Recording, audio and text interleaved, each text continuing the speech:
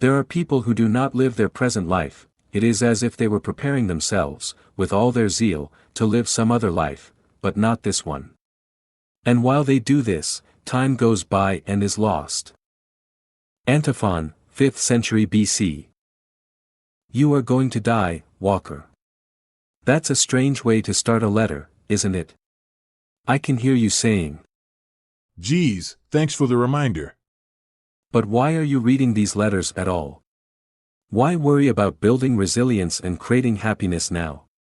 Why not put it off until tomorrow, or next week, or next year? You know why, because your time is limited. It's precious because it's finite. You don't know how much you'll get, so you know to appreciate what you've got. And it's in this way that death, the source of our greatest fears, the fear behind all fears, provides the urgency behind our greatest efforts. None of this is news, Walker. We know we're going to die. But we're pretty darned good at forgetting it. Forget too long and you can spend a lifetime postponing and procrastinating. You can put off the life you want to live until you wake up to find that it's too late. You study but never act. You plan but never travel. You think it, but never tell anyone you love them. As Antiphon said, there are people, and we're all like this sometimes, who simply forget to live their present life. Antiphon died 2,500 years ago. People have been procrastinating for a while, Walker. But you don't have to. If it's important that we don't forget the fact of our death, it's also important that we don't fixate on it. The best analogy I've ever heard about this says that death is like the sun. It infuses every part of our lives, but it doesn't make sense to stare at it. The urgency that comes from the limited span of our lives pushes us to find meaning in the time we have. But fearing death, obsessing over it, staring directly at it, blinds us to the possibilities of living. The resilient person learns to live with the knowledge of death without being overcome by it. How do you do that? Remember how, in the letter on practice, I said that you can practice anything? That includes death. How many guys do you know who said this about combat? I don't know if I'll ever feel that alive again. Any honest account of the experience of combat has to make room for the experience, even the joy, of absolute engagement, the electric sensation of knowing that everything matters. A lot of ancient philosophers recognize that through disciplined reflection on death, we bring urgency and vividness and meaning to the days that we live. They didn't practice for death because they were gloomy, or morbid, or because they wanted everyone to appreciate how deep they were. They did it because they wanted to live more fully. As usual, Seneca captured the idea clearly. At the moment we go to sleep, let us say, in joy and gaiety, I have lived. I have traveled the path which fortune assigned to me. If a God gives us the next day as a bonus, let us receive it with joy. Whoever has said to himself I have lived, can arise each day to an unexpected gift. Hurry up and live, and consider each day as a completed life. I love that. Hurry up and live. Keep in mind that in Seneca's time, if your healthy 35-year-old friend got a cold, he might well die. If his toothache worsened and his mouth swelled, he might well die. If he had a cut that got infected, he might well die. So, hurry up and live. My boxing coach Earl Blair used to do this. If at the end of practice I said to Earl, "See you tomorrow," he'd say, "See you tomorrow, if the Lord spares me." If I dropped him off at his house and said, "I'll see you Monday," he'd say, "See you Monday, if the Lord spares me." Every time a plan was made, Earl would say, "If the Lord spares me." If you asked him about this, he'd tell you that it was, in part, a way of being respectful to God. My Father owns every second, and he'll take me when he wants to. It was also a way of practicing death, of reminding yourself and others around you that your time is limited. Reflecting like this has a way of changing the way you see the world. Lucretius, a Roman poet who lived a bit before Seneca, wrote that all of the miracles of the natural world, everything we take for granted like spoiled children, would awe and stun us if we could see them again for the first time. If all these objects suddenly surged forth to the eyes of mortals, what could be found that was more wonderful than this totality, whose existence the human mind could not have dared to imagine. Children sometimes see with eyes like this. And we can too, if we remember that our eyes will one day close for good. Think about it.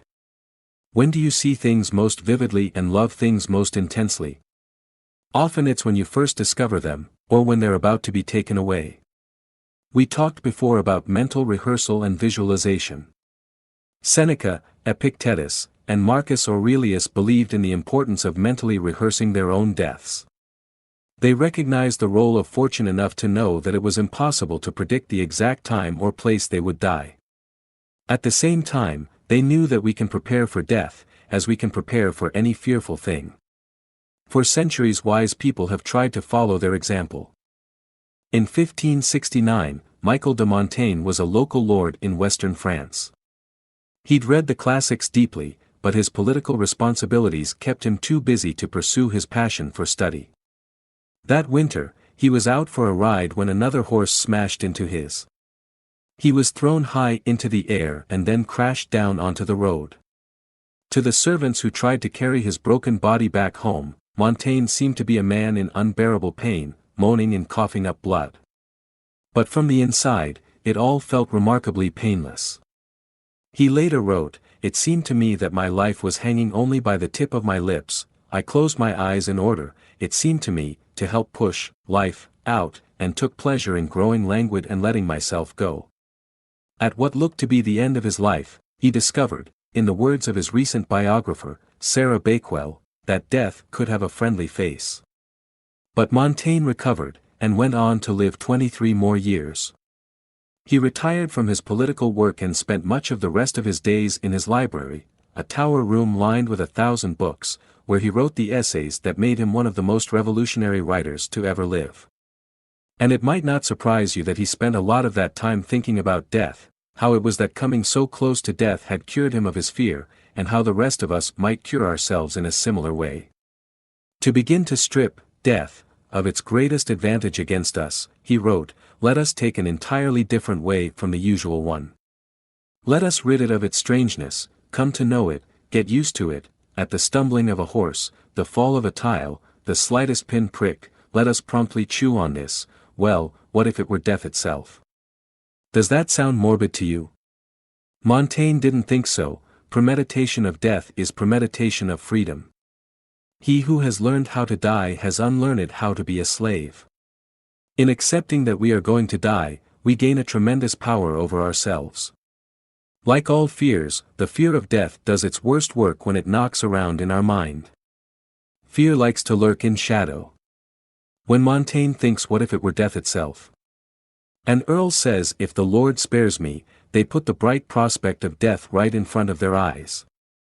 Over time, they become comfortable with the idea that they too will one day do the one thing we all have to do.